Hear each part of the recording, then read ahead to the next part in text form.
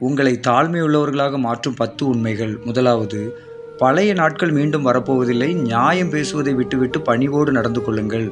பணிவு உங்கள் வாழ்க்கையில் மனநிறைவை உண்டாக்கும். கோவிலுக்குள் செல்வதற்கு முன் உங்கள் அதிகாரம், பதவி, புகழ், பணம் ஆகிய எண்ணங்களை தூரமாக வைத்து, ஆண்டவரே, நான் ஒரு பாவி. பாவியாக இருந்த என்னை இந்த அளவிற்கு ஆசீர்வதித்தீரே என்று நன்றி உணர்வு மிக்கவர்களாக ஆலயத்திற்குள் செல்லுங்கள்.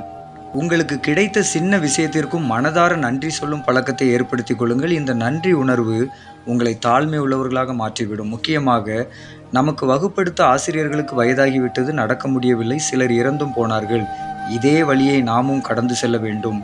நமக்கும் மரணம் வரும் என்பதை மனதில் வைத்து எல்லா இடங்களிலும் அமைதியை ஏற்படுத்துகிறவர்களாக இருங்கள். கோபம், ஈகோ, பெருமை, நான் என்ற அகங்காரம் எல்லாவற்றையும் விட்டுவிட்டு குழந்தைகளைப் போல நடந்து கொள்ளுங்கள். தாழ்மை உள்ளவர்களாக இருப்பதற்கு உங்கள் பழைய நாட்களை நினைத்து பாருங்கள்.